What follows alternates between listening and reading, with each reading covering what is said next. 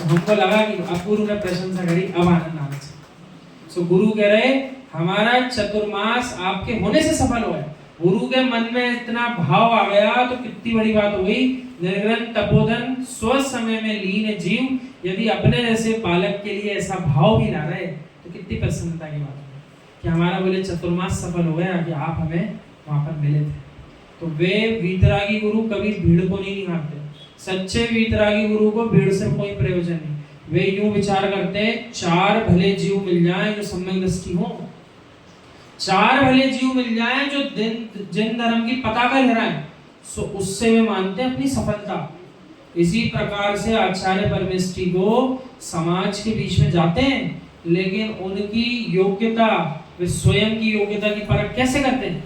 कितने जीव अंततः मुझसे प्रभावित हुए और दिगंबरी दीक्षा धारण कर ली, उससे उनकी योग्यता का माप वे स्वयं करते हैं। यानी जिस जीव ने देखो आचार्य भगवान विद्यासागर जी, आचार्य भगवान विराट सागर जी, इन्हें जीवों को आचार्य पद मिला तो कैसा सदुपयोग किया।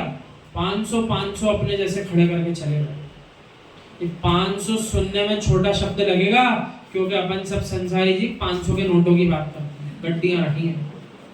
एक जीव को संयम का पालन करवा कर तो बताओ आप कि वो आपकी बात सुन ले, मान ले और संयम में लग जाए। इतना कठिन काम है एक जीव को संयम में लगाना, और फिर सकल संयम का पालन कराना तो महान दुर्लभ कार्य पंचम का है। और जिन जीवों ने ऐसे 500 खड़े कर दिए संयमी, सकल संयमी, फिर उन जीवों का कहना ही क्या, कितना महान पुण्य होगा। तो ऐसे ही महान पुण्य अपन को एकत्रित करना है। आचार्य भगवंतों के मुख से जब सुनते हैं, पूर्व में कैसे कैसे संग हुए, 24,000 मुनिराज एक संग में, कितने 24 तीर्थंकर को विराजमान करने में समाज के पसीने छूट जाते हैं। तो 24 तीर्थंकर विराजमान करना है जिनालय में, और यहाँ कह रहे एक ही संग में 24,000 मुनिराज एक साथ दीक्षा लेके निकल पड़े। 24,000 का अर्थ है कई गांवों के जीव इकट्ठे कर लो, कई गांव खाली हो जाएंगे, उतने जीवों ने एक साथ दीक्षा ली होगी किसी काल में। वो काल भी इस धरती पर था, इसी भारत की भूमि पर। भद्रबाबू स्वामी के काल में हुए 24,000। वो समूह शरण में भी जिक्र आता है कि इतने मुनि बैठे। वो समूह शरण तीर्थंकर भगवान कहते तो मुनिराजों की बात है। भद्रबाबू स्वामी के भी मुनिराज बैठे रहते हैं कि नहीं? हाँ।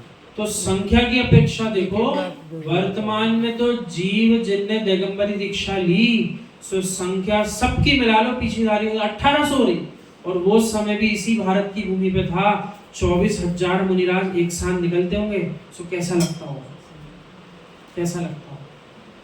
नग्गो मोक्ष विमग्गो, नग्नता ही मोक्ष का मार्ग है, ऐसा अपने पूर्वाचार्य लिख के गए।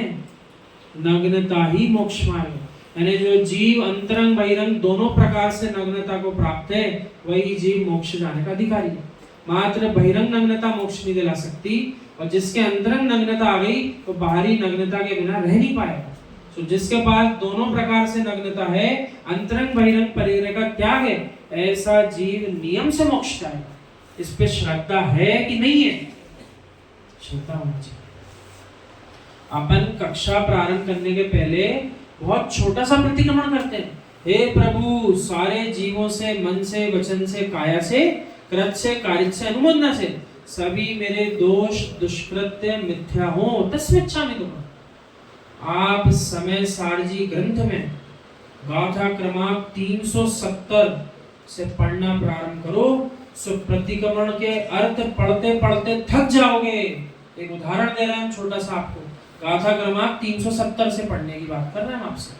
सो आप जब वहां अध्ययन करोगे तो प्रतिक्रमण को पढ़ पढ़ के थक जाओगे। कैसा लिखा, हे जनेन्द्र प्रभु, भूत काल में मेरे द्वारा जो दुष्कृत्य हुए हों, जो दुष्कृत्य मैंने किए, वे सब मिथ्या हो। हे जनेन्द्र प्रभु, भूत काल में जितने दुष्कृत्य कराए वे सब मिथ्या हो। हे जनेन्द्र प्रभु, भूत काल में जितने दुष्कृत्यों की अनुमोदना की वे सब मिथ्या हो। तो 3 भंग बने, कितने भंग बने? अब आगे चलिए। हे जनेन्द्र प्रभु, भूत काल में मैंने जो दुष्कृत्य मन से किए सब मिथ्या हो।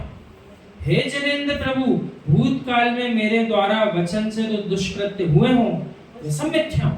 हे जनेन्द्र प्रभु, भूतकाल में मेरे द्वारा काया से जो दुष्कृत्य किए वे सब मिथ्या हो। अब कितने भंग हो गए?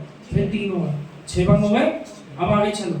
हे जिनेंद्र प्रभु, भूतकाल में मेरे द्वारा जो दुष्कृत्य कराए हो वे सब मिथ्या हो। हे जिनेंद्र प्रभु, मेरे द्वारा जो दुष्कृत्यों की अनुमोदना हुई हो वे सब मिथ्या हो।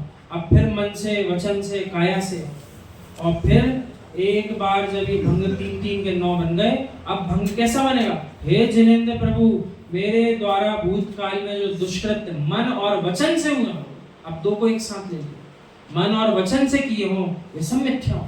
हे जिनेंद्र प्रभु, मेरे द्वारा भूतकाल में जो दुष्कृत्य वचन और काया से हुआ वे सब मिथ्या हो। हे जिनेंद्र प्रभु, मेरे द्वारा भूतकाल में जो दुष्कृत्य काया और मन से हुए हो वे सब दुष्कृत्य हो।